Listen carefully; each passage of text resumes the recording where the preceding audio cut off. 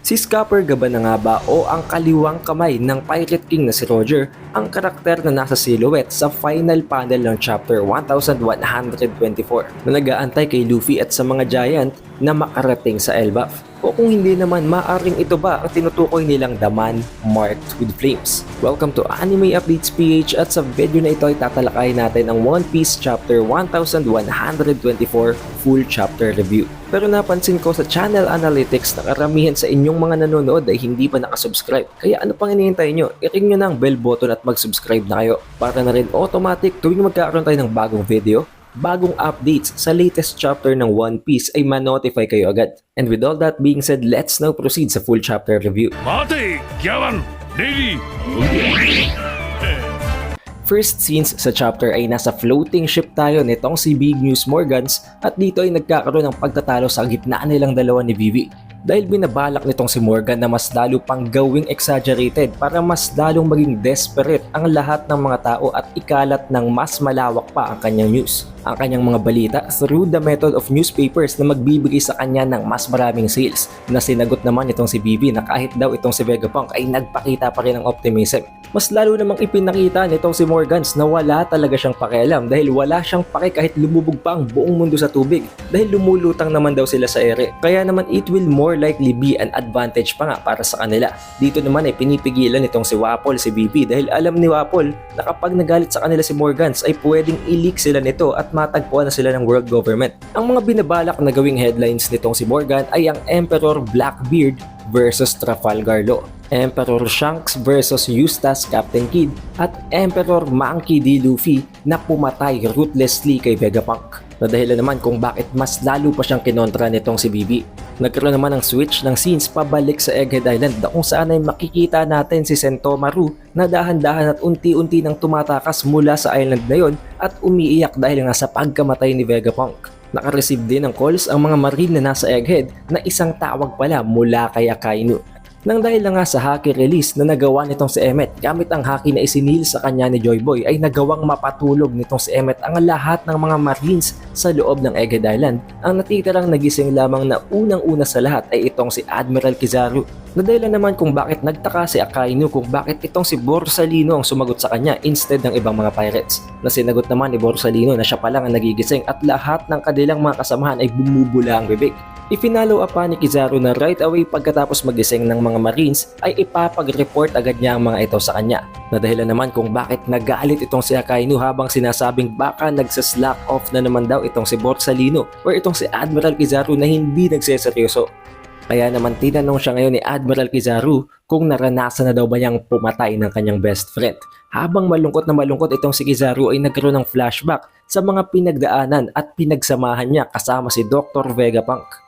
Ang lahat ng mga masasayang sandali nila kasama na ang pagsisimula ng pagbuo ng Egghead Island up to the point na sinaksak nga niya ito gamit ang kanyang light sword. At dito na nga nagsimulang umiyak at magalit itong si Admiral Kizaru habang sinisigawan si Akainu at sinasabing kung sa tingin daw niya ay nag-aaksaya lamang ng oras itong si Kizaru at hindi ginagawa ang kanyang trabaho. Hinahamon niya si Akainu na pumunta mismo sa Egghead Island at i-confirm ang kanyang mga pinagsasasabi. Maybe this is also the first time na marinig at maramdaman nitong si Akainu na galit itong si Admiral Kizaru kaya hindi na siya kumontra, hindi na siya nagsalita and instead nanghingi pa siya ng tawad habang sinasabing I'm sorry brother. Pero kahit na humingi na ng tawad itong si Akainu, galit na galit pa rin itong si Admiral Kizaru sa kanya. Now since shifted na naman papunta naman sa ship ng mga giants na kung saan ay natapos palagad ang ginagawa nilang kasiyahan dahil down na down daw itong si Luffy matapos ang pagkamatay ni Vegapunk. Na dahilan kung bakit nasabi pa nga nitong si Frankie na sa loob daw ng nangyaring insidente ay sinugod sila ng 5 elders ng Cypherfall ng isang admiral at isang buong armada ng mga marine ships kaya maging siya ay hindi makapaniwala na nagawa nilang makasurvive at makatakas na pinangalawahan naman itong si Jinbei. Hindi naman nagtagal ay nagising din itong si Lilith at agad sa kanyang inexplain ni Nami na na-knockout siya matapos siyang suntukin ng napakalakas ni Atlas. Hindi na din sila nagpaligoy-ligoy at sinabi na agad nila kay Lilith ang katotohanan na ang lahat ng mga satellites at maging ang orihinal na katawan ni Vegapunk ay pumanaw na. Nang dahil dito hindi napigilang umiyak ng napakalakas ng parang isang bata nitong si Lilith. Subalit hindi naman nagtagal ay tumigil din siya at nakaramdam ng gutom kaya itinuro sa kanya ni Brook kung nasaan ang mga pagkain. Dito nakita ni Lilith itong si Luffy na talagang down na down. In-explain na din sa kanya nitong si Chopper na sobrang malungkot daw itong si Luffy to the point na 5 branches pa lang ng mga giant grapes na ito nakakain niya. Kaya nagulat sa kanya si Lilith dahil actually napakarami na nga nun.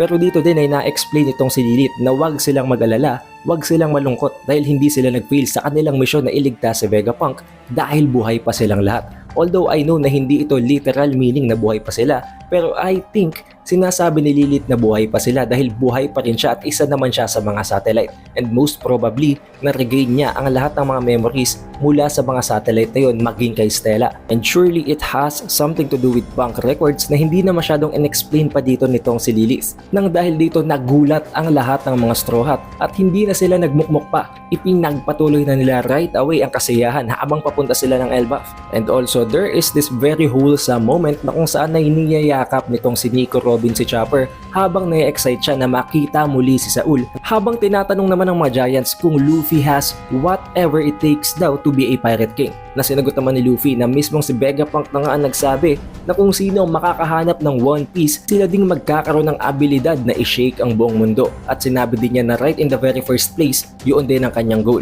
Kaya sinabi niya na wala siyang pakialam kung magiging hadlang ang mga Giant o magiging katuwang niya ba ang mga ito sa paghahanap ng One Piece. But surely, he will definitely be the Pirate King. Habang sa pinakahuling panel naman ng chapter na ito ay makikita natin ang isang silhouette, ang isang shadow ng isang nilalang na umiinom at nag-iintay kila Luffy na makarating sa Elbaf. Now here are a lot of options kung sino ang karakter na ito. Pwedeng ito ay ang karakter nga na kainuman nitong si Crocus sa isa sa mga cover page. Pangalawa ay pwedeng ito mismo ay si Shanks at inaantay lamang niya itong sila Luffy na dumating, lalong-lalo pat kung papansinin natin ang cape nito. It is as if si Shanks talaga ito at ginagawa lamang ng paraan ni Oda para mas lalo tayong ma-excite at magkaroon ng kanilang mga assumptions. But for the very last possibility, maaring ito ay walang iba kung hindi ang kaliwang kamay ng Pirate King mismo na si Scopper Gaban. And who knows, maaring ang tinutukoy din nila Lafitte na ang man marked with the flames ay hindi pala ibang nilalang kung hindi mismong si Gaban na rin. Ang pag-appear at ang pag-i-invite nitong si Gaban sa Elbaf ay hindi malabo, lalong-lalo pat ang kanang kamay nga nitong si Roger ay nagpakita na at ginabayan na itong si Luffy sa pagpapalakas sa paggamit ng kanyang haki. And who knows, this might just be the start and at some point ay maipakita ang lahat ng mga Roger Pirates crew para kahit papano ay gabayan at tulungan itong si Luffy na magkaroon pa ng further development and growth. But what do you guys think? I would love to hear your opinions. At ang mga bagay na hindi pa gaanong nalinaw at na-explain sa video ito ay i-explain naman natin sa susunod na video, lalong-lalo pat mag-undergo pa nga tayo ng chapter break for this week. Don't forget to leave a like, subscribe and ring the bell button. I hope you visit Anime Updates PH again and I will see you guys on the next one.